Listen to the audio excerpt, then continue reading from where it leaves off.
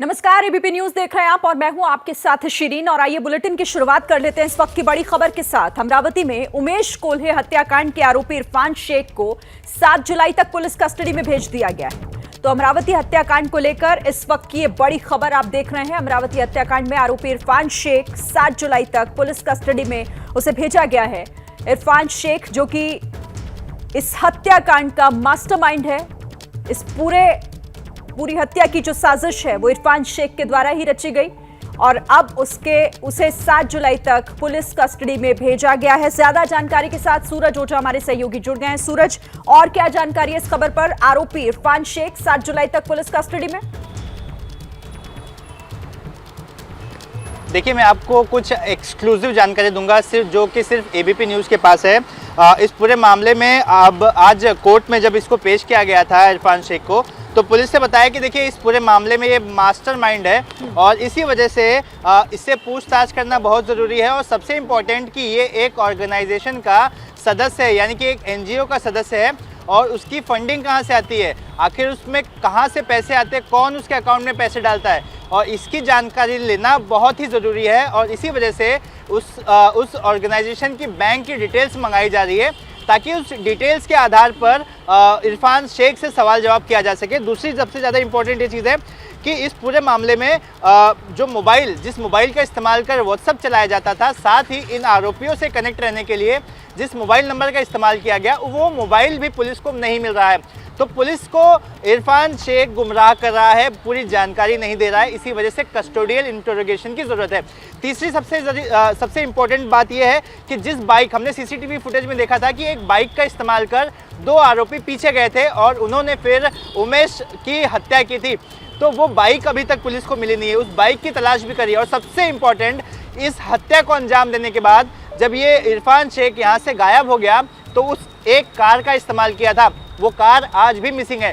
Police उस एक car, bike, उस मोबाइल और सबसे महत्वपूर्ण फिनेंशियल एंगल की जांच भी शुरू कर दी इस मामले में। तो ये एबीपी पे अब तक की सबसे बड़ी खबर है कि अब इस मामले में पुलिस ने फिनेंशियल एंगल भी इन्वेस्टिगेट करना शुरू कर दिया है। जी ठीक है, तो सूरज, आपने बहुत इंपॉर्टेंट और एक्सक्लूसिव जानकारी हमारे दर्शकों तक पहुंचाई। आगे भी नजर इस खबर पर रहेगी।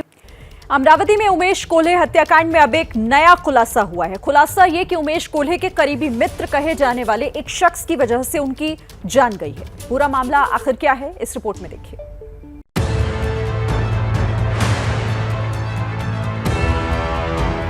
अमरावती हत्याकांड के कितने किरदार, उमेश का दोस्त ही बना कत्ल का जरिया।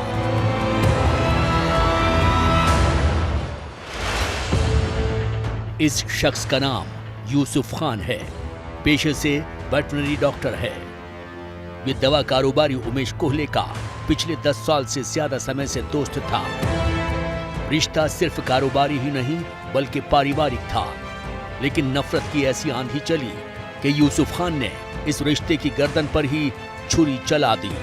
ताजा जानकारी के मुताबिक यूसुफ ने ही उमेश कोल्हे की पोस्ट को कातिलों तक पहुंचाया। अब पूरा घटनाक्रम समझिए। ब्लैक फ्रीडम नाम के व्हाट्सएप ग्रुप में उमेश कोल्हे और यूसुफ खान दोनों जुड़े हुए थे। उमेश कोल्हे ने ब्लैक फ्रीडम नाम के व्हाट्सएप ग्रुप में नुपुर शर्मा के समर्थन वाला पोस्ट फॉरवर्ड किया। उमेश की पोस्ट को यूसुफ खान ने रहबरिया ग्रुप में भेजा। रहबरिया ग्रुप में हत्या का मास्टरमाइंड इरफान शेख भी जुड़ा था। पोस्ट देखने के बाद इरफान ने 16 जून को मीटिंग बुलाई। मीटिंग में उमेश कोल्हे की हत्या की प्लानिंग बनी। जांच एजेंसियों को शक है कि डॉक्टर यूसुफ खान को इस साजिश के बारे में जानकारी थी और किसी को उस पर शक न हो, इसी वजह से वो उमेश कोल्हे के अंतिम संस्कार में शामिल हुआ। इस बीच उमेश कोल्हे की हत्या के 2 आरोपियों का एक नया वीडियो सामने आया है। वीडियो में चश्मा लगाए हुए जो शख्स है उसका नाम शुएब है। आरोप है कि इसी ने उमेश कोल्हे पर चाकू से वार किया था, जबकि दूसरे शख्स का नाम आतिब है। वीडियो में इसके हाथ में चाकू दिख रहा है। दोनों ही आरोपी गिरफ्तार किए जा चुके हैं। अपन भाई लोग हैं, भाई लोग की तरह रहना मांगता अपन को, समझा? समझता है ना? उमेश कोल्हे की पोस्टमार्टम रिपोर्ट बताती है कि हत्यारों ने कितनी निर्ममता से उमेश कोल्हे की हत्या की। पोस्टमार्टम रिपोर्ट के मुताबिक उमेश कोल्हे की गर्दन पर 5 इंच चौड़ा, 7 इंच लंबा और 5 इंच गहरा जख्म था। चाकू के वार ने उमेश के दिमाग की नस, सांस लेने वाली नली, खाने वाली नली और आंख की नस को डैमेज कर दिया था। एक सिंगल अटैक था, लेकिन वो बहुत परफेक्ट जगह पे मारा था, तो इस वजह से यहाँ एक नेक में था, जहाँ बाकी सब जो हमारी नसें रहती है वो कट गई। और डॉक्टर का कहना था कि ये जो है ये एक बहुत ट्रेनिंग अगर दी जाए और किसी को बताया जाए कि यहाँ ही मारना चाहिए, क्योंकि यहाँ मारने से आदमी मरता है, ये डॉक्टर बोले ये हम जानते हैं, आपके तरह जो आम जनता है वो नहीं समझ सकते कि यहाँ मारना चाहिए। तो हो सकता है कि उन्हें बताया गया हो कुछ कहाँ, और एक ही घाव था, एक ही घाव में भैया ऑन स्पॉट गए हैं। उमेश की हत्या के आरोपियों पर एनआईए ने यूएपीए के तहत केस दर्ज किया है। अमरावती के उमेश कोल्हे की हत्या में उनके करीबी दोस्त को लेकर जो खुलासा हुआ है वो बताता है कि देश में नफरत की आंधी किस कदर लोगों को अंधा कर रही है। सवाल ये है कि आखिर ये नफरत की आंधी रुकेगी कब और इसे रोकेगा कौन?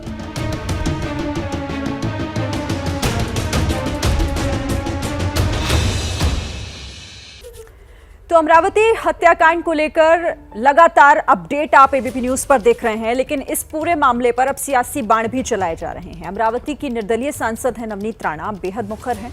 आज भी नवनीत राणा ने इसको लेकर नए आरोप लगाए हैं। नवनीत जी, एक बेहद दुखद घटना और बेहद चौंकाने वाली घटना, और एक व्यापारी को इस प्रकार से दिन दहाड़े गला काट कर हत्या कर दी जाती है। आप किस तरह से देखते हैं इस घटनाक्रम? मैं आपको एक बताना चाहूंगी कि इस जो उदयपुर की घटना हुई, जब वो वीडियो वायरल हुए और वीडियो जब देखा तो दिल दहल गया और दिल से आंखों तक खून के आंसू थे कि एक व्यक्ति जो अपनी विचारधाराओं को रखता है आगे, क्योंकि ये हिंदुस्तान है और ये हिंदुस्तान में अपनी विचारधारा एज ए फ्रीडम हम कभी भी कैसे भी कहीं पे भी रख सकते हैं। और मुझे लगता है वो गरीब व्यक्ति को इस तरीके से मारा, और उसके बाद इमीडिएट ये अमरावती में होता है। अमरावती में इसके लिए ज्यादा दुख हो रहा है कि पुलिस प्रशासन ने जिस तरीके से ये पूरी घटना को दबाने की कोशिश की, और जब हमने परिजनों से बात की, उनके रिलेटिव से बात की, उनके बेटे से बात की, उन्होंने कहा अगर ये चोरी की घटना होती तो शायद हमारे पास 35-36 हजार थे, वो भी वो लेके हमें भी मार के जाते थे।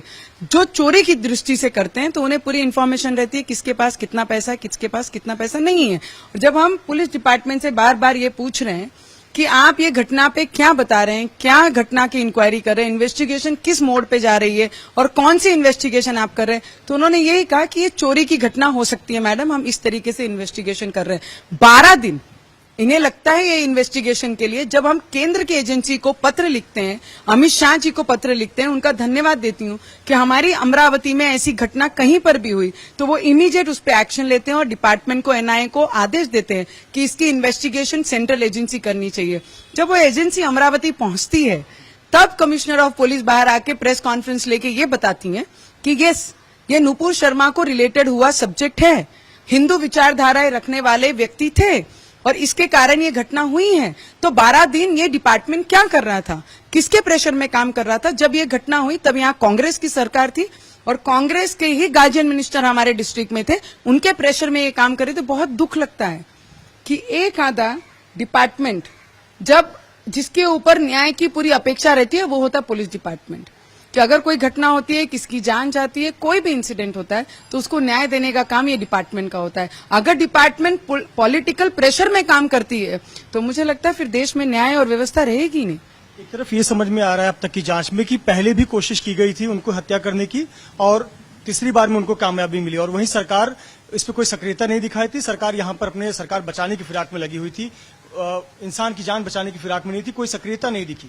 मैं वही कह रही हूँ, जिसके मुखिया घर से 2.5 साल निकले ही नहीं हो, उनसे हमें कोई एक्सपेक्टेशन ही नहीं थी, उनसे कोई उम्मीद ही नहीं थी। जो 2.5 साल मेरे ना किसानों के दरवाजे पे गया, ना ही बेरोजगारों के यहाँ गया, ना ही कितनी समस्या मेरे महाराष्ट्र में उनकी कभी विचार पूछ नहीं की, तो ये घटना की भी फिक्र उन्हें कभी नहीं थी।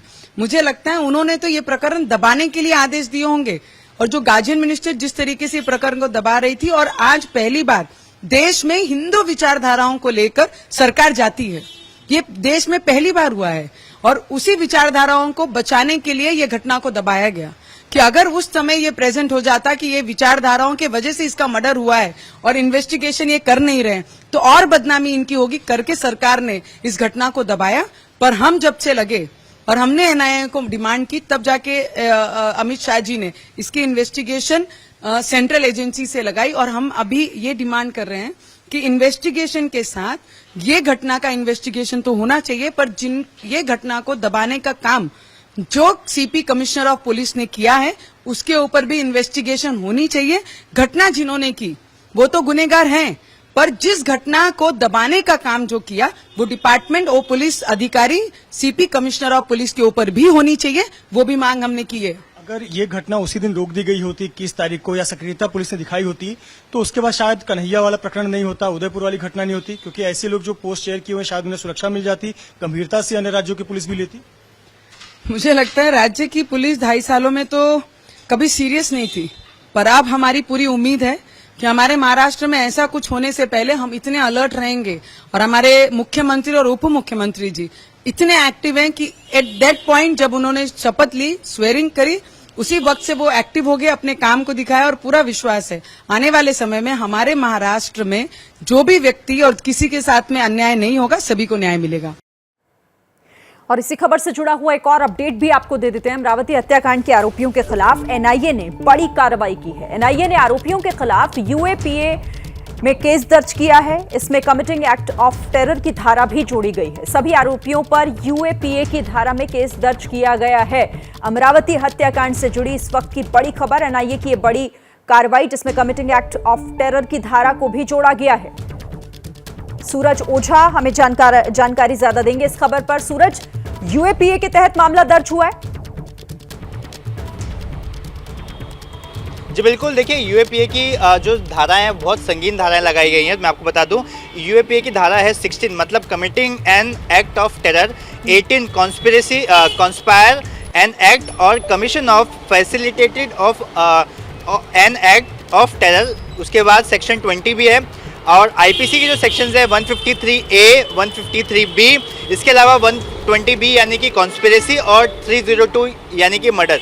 तो ये संगीन काफ़ी गंभीर धाराएं हैं जो लगाई है एनआईए ने। बहरहाल आज जो प्रोड्यूस किया गया कोर्ट में आरोपियों को, तो वो ये सिटी कोतवाली पुलिस की तरफ से पेश किया गया था। ये वही पुलिस स्टेशन है जहाँ पर फिलहाल मास्टरमाइंड है और पुलिस उसे लगातार इंटरोगेट कर रही है कल से।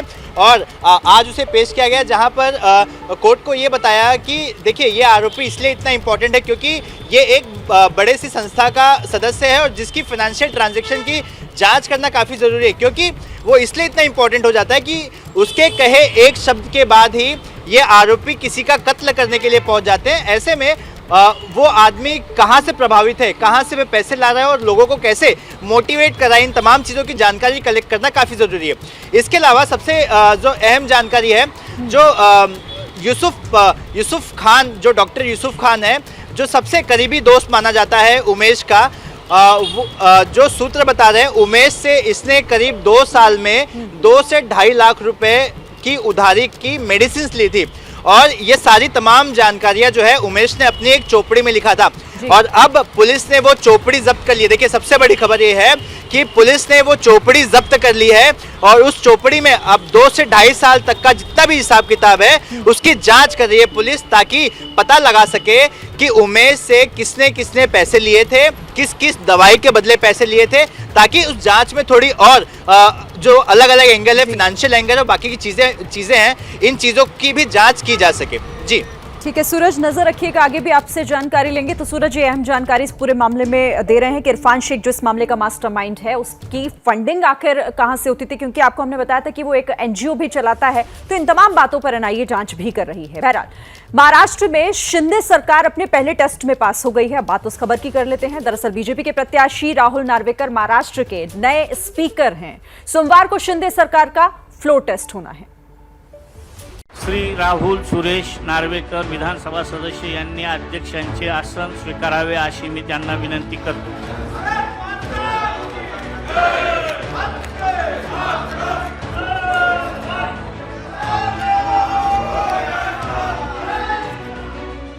राहुल नार्वेकर के पक्ष में 164 वोट पड़े, जबकि महाविकास अघाड़ी प्रत्याशी राजन साल्वे के पक्ष में 107 वोट पड़े।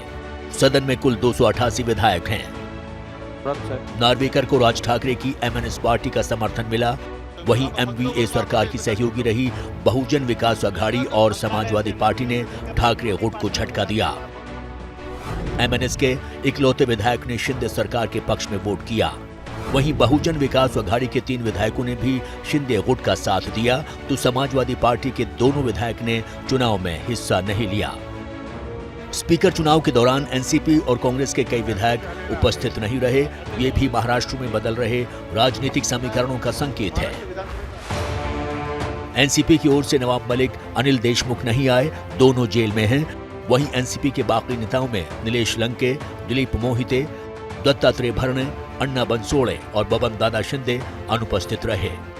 जबकि कांग्रेस की ओर से प्रणति शिंदे, रणजीत कांबले, AIMIM के मुफ्ती इस्माइल और शाह फारूक अनवर भी अनुपस्थित रहे।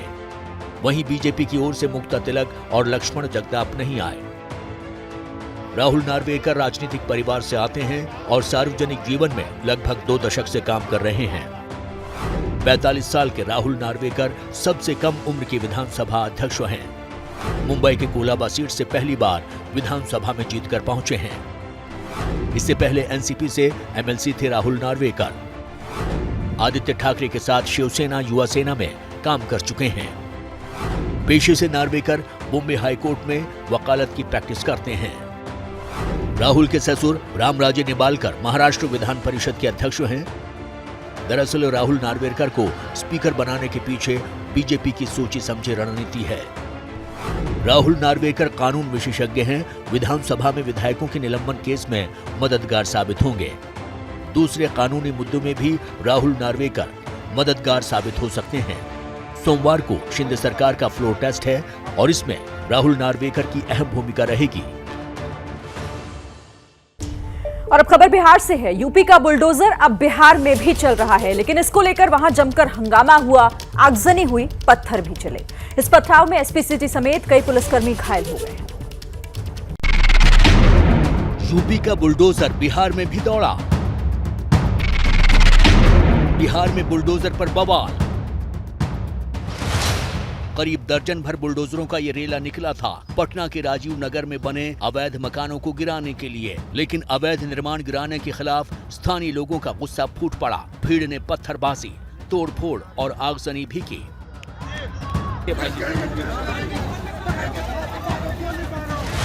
गुस्साई भीड़ ने पुलिसकर्मियों पर ही पथराव कर दिया। वहां करीब 2000 पुलिसकर्मी मौजूद थे।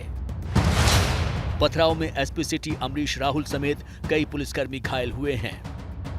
40 एकड़ जमीन लगभग हम लोगों ने चिन्हित किया है विभिन्न सरकारी प्रयोजन के लिए। उसके बाद आज खाली कराने का कार्य चल रहा है, जिसमें अधिकांश बाउंड्री वाल हैं और गैर आवासीय भवन है मुख्य रूप से, जिसमें कि बाउंड्री वाल किया हुआ है, अंडर कंस्ट्रक्शन है। उन्हीं को इस 40 एकड़ में से खाली कराया जा रहा है। इसको लेकर के सुबह कुछ लोग इकट्ठा हो गए, पथराव किए, जिसमें कुछ लोग घायल हुए, कुछ जवान भी घायल हुए, सिटी एसपी भी घायल हुए। और उसके बाद हम और एसएसपी साहब यहाँ पहुँचे हैं और स्थिति को नियंत्रण में किया गया है। सभी लोगों को खदेड़ दिया गया है और पूरी तरह से इसको हम लोग अपने कब्जे में ले लिए हैं। और बाकी जो अतिक्रमण है उसको तोड़ने की कार्रवाई चलती रहेगी जब तक ये अतिक्रमण सब समाप्त नहीं हो जाते। पुलिस ने अभी तक 1 दर्जन से ज्यादा उपद्रवियों को गिरफ्तार किया है। वीडियो फुटेज देखकर पुलिस उपद्रवियों की पहचान कर रही है। पत्थरबाजी में शामिल भूमाफियाओं की भी पहचान की जा रही है। और अगली बड़ी खबर हैदराबाद से है, जहां पर बीजेपी की राष्ट्रीय कार्यकारिणी की बैठक चल रही है और वहां पर बीजेपी नेताओं ने तेलंगाना के एक इंटेलिजेंस अफसर को पकड़ा है। आरोप है कि इंटेलिजेंस ऑफिसर मीटिंग हॉल के टेबल पर रखे कागजात की फोटो खींचकर भेज रहा था। बीजेपी नेताओं ने इस अधिकारी को स्थानीय पुलिस के हवाले कर दिया है। तो इस वक्त की बड़ी खबर, तेलंगाना इंटेलिजेंस के ऑफिसर पर जासूसी का आरोप, इस अधिकारी को स्थानीय पुलिस के हवाले कर दिया गया। हैदराबाद में बीजेपी राष्ट्रीय कार्यकारिणी की बैठक चल रही है। इस बैठक का आज दूसरा दिन है और इसी बैठक के दौरान इस इंटेलिजेंस ऑफिसर पर आरोप है डॉक्यूमेंट्स की फोटो क्लिक कर भेजने का। इस खबर पर ज्यादा जानकारी के लिए रुक कर लेते हैं। नीरज पांडे हमारे संवाददाता जुड़ गए हैं। नीरज, कौन है इंटेलिजेंस ऑफिसर, किस तरह के आरोप इन पर है, क्या कुछ हुआ आज इस कार्यकारिणी की बैठक में? ये कार्यकारिणी की बैठक का दूसरा दिन है और दूसरे दिन के दौरान जब लंच का समय था, सारे जो पदाधिकारी थे लंच हॉल में चले गए थे। तो उस समय एक अनजान व्यक्ति उस हॉल में, जिस हॉल में कार्यकारिणी की बैठक चल रही थी, वहां देखे गए और वो बाकायदा एक मेज पे कुछ कागज जो रखे थे, क्योंकि जो भी वहाँ पे पदाधिकारी होते हैं सबकी अपनी मेज एलोकेट होती है, सबको निर्धारित होता है कहाँ बैठना है, तो लोग अपना सामान छोड़कर खाना खाने के लिए या दूसरे कामों के लिए चले जाते हैं। तो वो कोई 1-2 पेज की फोटो खींचते दिखाई पड़े तो कुछ कार्यकर्ताओं ने उनको टोका और उनसे जब जांच पड़ताल की पूछा तो पता चला कि वो स्टेट इंटेलिजेंस के अधिकारी थे। बाद में पुलिस अधिकारियों को बुलाया गया जो लोकल पुलिस के, उनको उनके हवाले कर दिया गया कि भाई ये जो कर रहे थे गलत कर रहे थे। तो अब फिलहाल तेलंगाना पुलिस इस पूरे मामले की जांच कर रही है। भारतीय जनता पार्टी के नेताओं से जब इस बारे में बात की गई, पीयूष गोयल ने कहा कि भाई देखिए हमारे पास छिपाने के लिए कुछ नहीं है, हम सब कुछ अपना वेबसाइट में डालते हैं, तो जो भी उनको पता करना है ऐसे ही पता कर लें, हमारे पास कुछ भी छिपाने के लिए नहीं है। तो बहरहाल भारतीय जनता पार्टी ने इस पूरे मसले को हैदराबाद पुलिस के सामने रखा है। हैदराबाद पुलिस अब इस पूरे मामले की जांच कर रही है। ठीक है, शुक्रिया आपका नीरज पांडे हमारे साथ जुड़ने के लिए, इस अपडेट के लिए। तो इस पूरे मामले पर नजर आगे भी रहेगी, जो भी अपडेट होगा नीरज पांडे के जरिए आप देखेंगे। और आइए बुलेटिन में बात कर लेते हैं असम में आई बाढ़ की। वहां के कई ऐसे इलाके हैं बाढ़ के बाद जहां हालात बिगड़े वो अब तक सुधर नहीं पाए हैं। कई लोग अब भी अपने घरों में कैद हैं, लोगों के पास खाने के लिए राशन तक नहीं है। बाढ़ में डूबे असम के सिलचर के क्या हालात हैं, देखिए हमारे सहयोगी ज्ञानेंद्र तिवारी की ये खास रिपोर्ट। 3-4 दिन पहले भी आदमी चलते तो नॉर्मल 5 इंच का एक आदमी पानी के नीचे होता है। यहाँ पर कोई राशन पानी नहीं आया। बाढ़ से बेबस हुए लोगों के बीच पहुंची एबीपी की टीम। मुख्य चौराहे का हाल आप देख लीजिए, जहां देखेंगे आप वहां केवल आपको नाव ही नाव दिखाई देगा। ये तस्वीरें बयां करने के लिए काफी हैं कि बाढ़ के कहर से ये लोग कैसे टूट चुके हैं। सैलाब की बेबसी ऐसी कि कई लोगों के पास खाने तक के लाले पड़ चुके हैं। यहाँ पर कोई राशन पानी नहीं आया और ना कोई प्रशासन आके पूछा कि तेरे को क्या चाहिए क्या नहीं चाहिए। यहाँ पानी तो नहीं बढ़ रहा, लेकिन जो पानी सैलाब बनकर इलाके में घुसा वो अब डेरा जमा चुका है। इसलिए वहाँ की जिन सड़कों पर गाड़ियाँ दौड़ती थी वहाँ अब नाव चल रही है। देखिए, अगर किसी को राशन लेना भी हो तो उसे कितनी मुश्किलों का सामना करना पड़ता है। ऐसे ही छोटे छोटे बच्चों के साथ माएँ जो हैं वो ये नाव कहूँ या थर्माकोल कहूँ, थर्माकोल से ये एक आने जाने का साधन इन्होंने बना रखा है।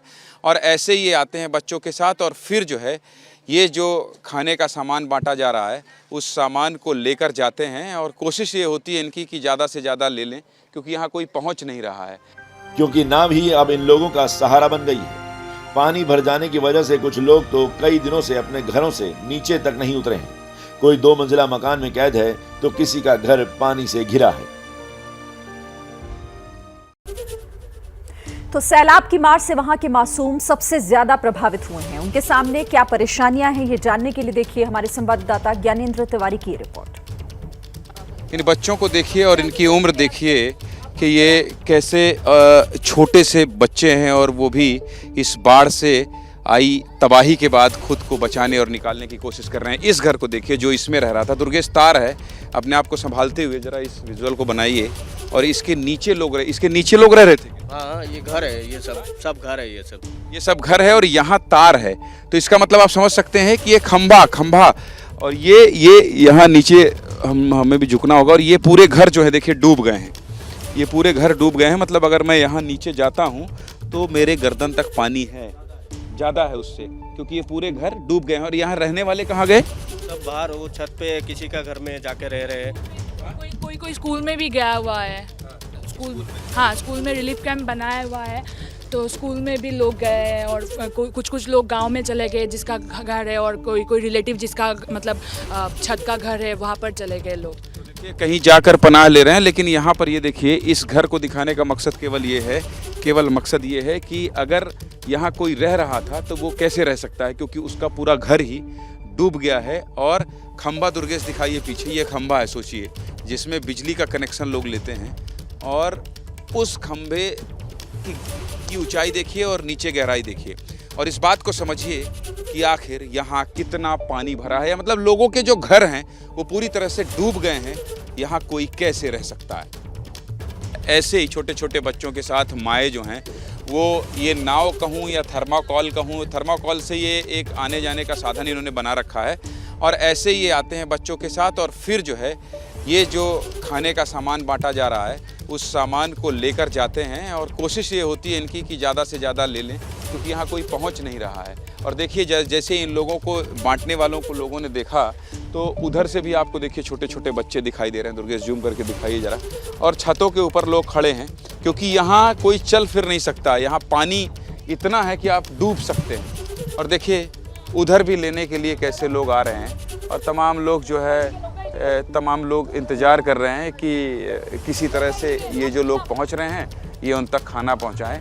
और जैसे ही ये लोग आते हैं तो लोग घर से अपने उतरने लगते हैं। उस बच्चे को देखिए दुर्गेश, ज़रा कैमरा इधर घुमाइए, उस बच्चे को देखिए, वो भी इस कोशिश में है थर्माकोल के ऊपर बैठकर कि वो यहाँ पर आए और कुछ खाने के लिए घर के लिए ले जाए। देखिए उसकी उम्र देखिए और केवल उम्र देख के इस बात का अंदाज़ा लगाइए कि बचपन से ही वो कितना संघर्ष देख रहा है। अगर उसके घर में कम से कम राशन पहुंचा दिया जाता तो वो इतनी मुश्किल से नहीं आता। और ज़रा उससे कुछ दे दीजिएगा, वो बड़ी उम्मीद के साथ आ रहा है, छोटा बच्चा है। उसके बाद भी देखिए कैसे, ये देखिए ये केवल और केवल राशन लेने के लिए आया। अब नाव उधर जा नहीं सकती है, नहीं तो मैं उस बच्चे से बात ज़रूर करता।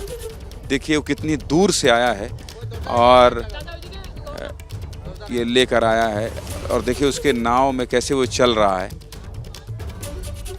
कितनी दूर से आया है केवल राशन लेने के लिए, राशन लेकर जा रहा है। तो मुझे वो तस्वीर देख के बहुत दुख होता है और बहुत डर भी लगता है। देखिए कैसे छोटे छोटे बच्चे जो है वो निकल रहे हैं।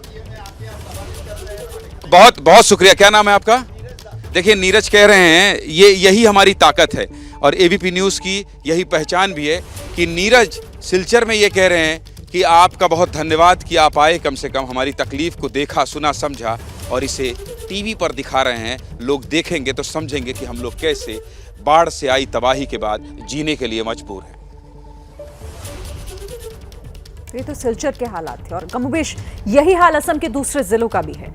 बाढ़ का पानी तो बढ़ना बंद हो गया है लेकिन मुसीबतें अभी कम नहीं हो रही। असम में अब तक बाढ़ से 170 से ज्यादा लोगों की मौत हो चुकी है।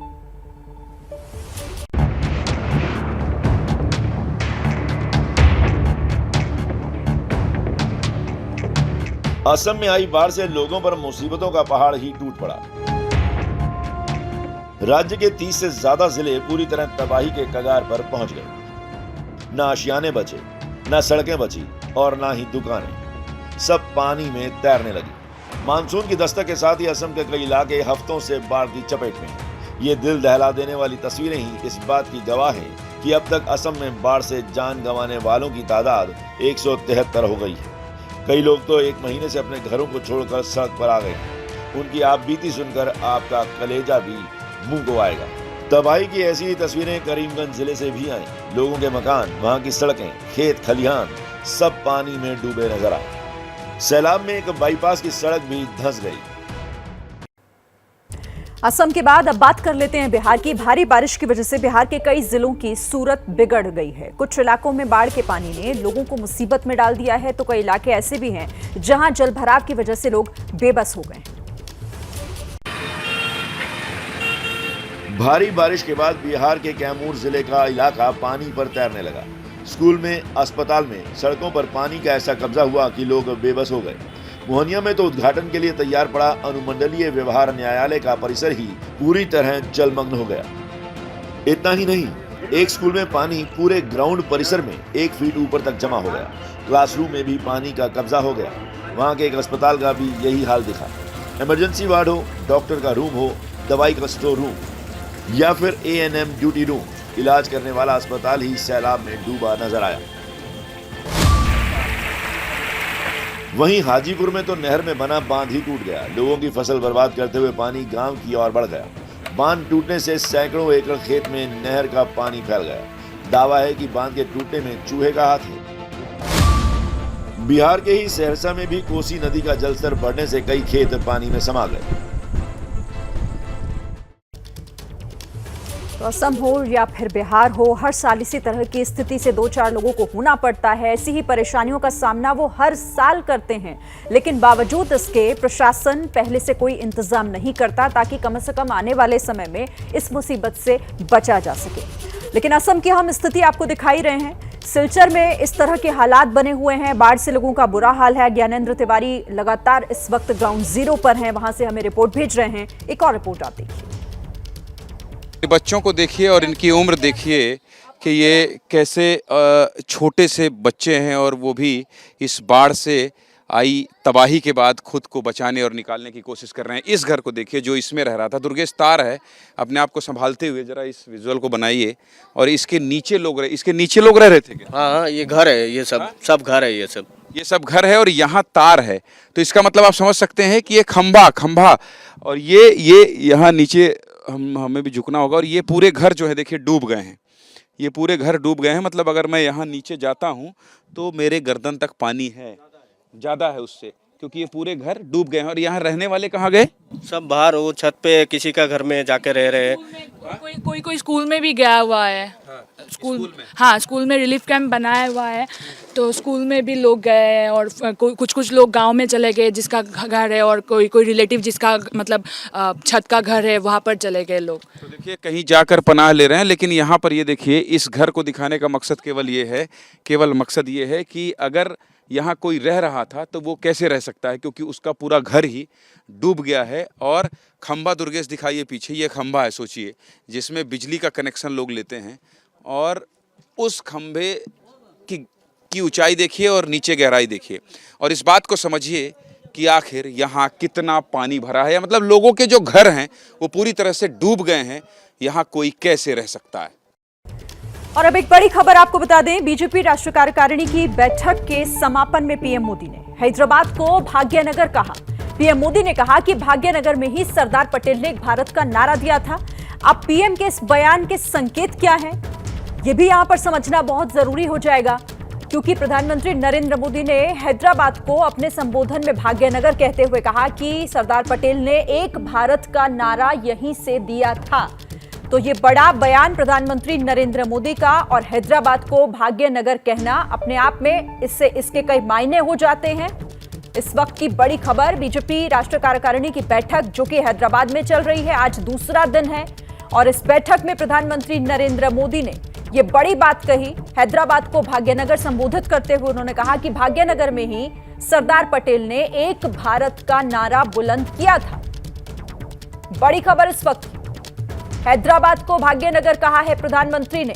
बीजेपी की राष्ट्रीय कार्यकारिणी की बैठक जो इस बार हैदराबाद में हो रही है, तो प्रधानमंत्री के इस बयान के आखिर संकेत क्या हैं, मायने क्या हैं, ये जानने के लिए सीधे रुख कर लेते हैं विकास भदौरिया का। विकास हमारे साथ जुड़ गए हैं। विकास, क्या मायने निकाले जाएं प्रधानमंत्री के इस भाग्यनगर जो कि हैदराबाद को उन्होंने कहते हुए संबोधित किया? देखिए, मैं आपको बता दूं, जो तेलंगाना बीजेपी है उसके एजेंडे में सबसे ऊपर है हैदराबाद का नाम बदलकर भाग्यनगर रखना। कि उनका ये कहना है कि इतिहास में हैदराबाद का नाम भाग्यनगर, बाद में मुगलों के समय इसका नाम बदलकर हैदराबाद रखा गया। इसलिए इसकी जो पुराना वैभव है नाम के साथ जो जुड़ा हुआ है उसको लौटाने की जरूरत है। इसलिए बीजेपी के एजेंडे में भाग्यनगर नाम दोबारा से रखना उसके एजेंडे पर।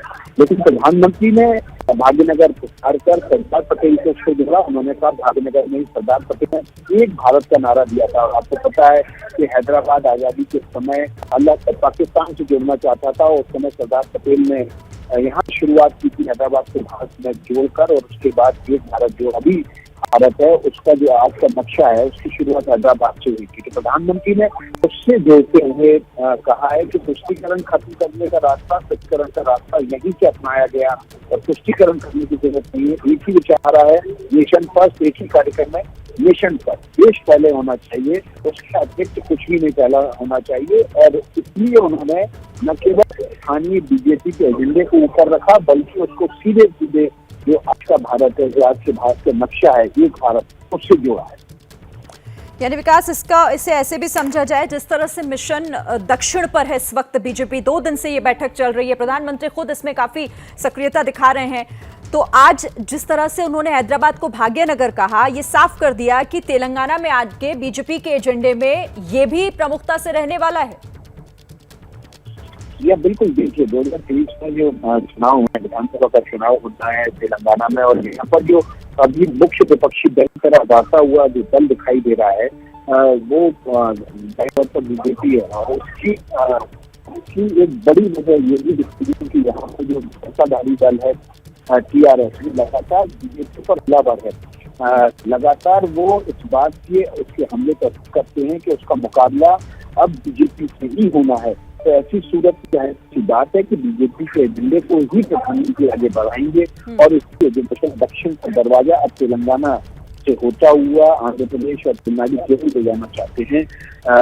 उसकी शुरुआत एक तरह से उन्होंने भाग्यनगर के बीजेपी तेलंगाना का एजेंडा है उसको ऊपर रखते की। ठीक है, बहुत शुक्रिया आपका विकास भदौरिया हमारे साथ जुड़ने के लिए और इस बातचीत के लिए। तो भाग्यनगर कहकर संबोधित किया है प्रधानमंत्री नरेंद्र मोदी ने हैदराबाद को। और एक और बड़ी खबर आपको बता दें, देखिए हैदराबाद में बीजेपी की राष्ट्रीय कार्यकारिणी की बैठक तो हो ही रही है, वहां पर बीजेपी नेताओं ने तेलंगाना के एक इंटेलिजेंस ऑफिसर को पकड़ा है। आरोप है कि इंटेलिजेंस ऑफिसर मीटिंग हॉल के टेबल पर रखे हुए कागजात की फोटो खींचकर भेज रहा था। बीजेपी नेताओं ने उस अधिकारी को स्थानीय पुलिस के हवाले कर दिया है। तो तेलंगाना इंटेलिजेंस के अफसर पर जासूसी का आरोप है। फिलहाल उसे स्थानीय पुलिस यानी तेलंगाना पुलिस के हवाले कर दिया गया। बैठक में रखे हुए कागजों की फोटो खींचने का आरोप इस ऑफिसर पर है। बीजेपी राष्ट्रीय कार्यकारिणी की बैठक जो इस वक्त हैदराबाद में चल रही है और उसी बैठक में ये ऑफिसर भी मौजूद था और आरोप है कि ये टेबल पर रखे हुए कागजात की फोटो क्लिक करके कहीं भेज रहा था। फिलहाल जो तस्वीरें आपके सामने हैं वो उसी बैठक की तस्वीरें हैं। राष्ट्रीय कार्यकारिणी की बैठक जो कई मायनों में महत्वपूर्ण है, जिसे मिशन दक्षिण से जोड़कर भी देखा जा रहा है।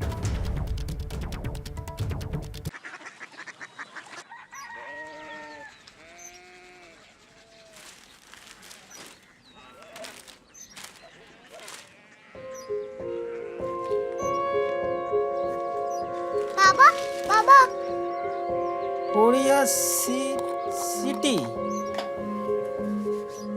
जानी ना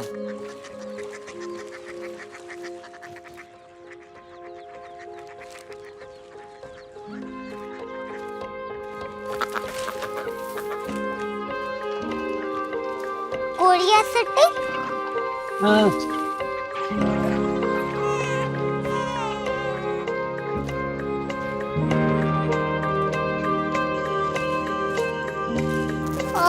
कोरिया सिटी कहाँ पे है? शहर अंग्रेजी लगे हैं।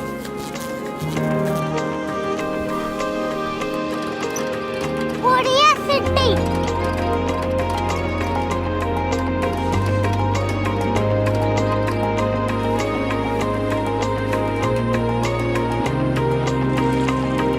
वो बहुत दूर है।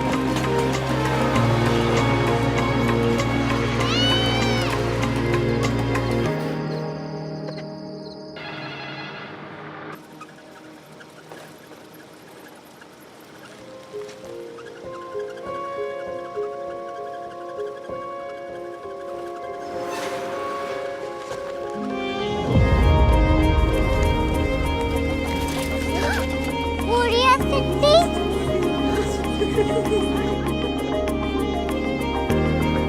दुनिया को कुछ लोग बड़े होते हैं। कोरिया सिटी कहाँ है? प्रोफेसर साहब को पता होगा। हो ये छोटा वाला ग्लोब लगता है और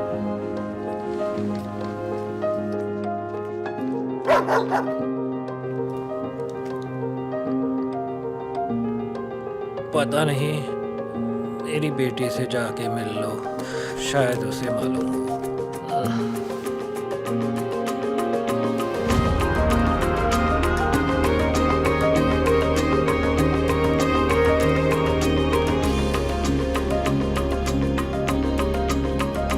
हाय, बाबा ने भेजा है। Come here. Korea city Korea city नहीं, क्यूरियोसिटी। वो क्या? That's what brought you here? जो तुम्हें यहाँ तक ले आया। क्यूरियोसिटी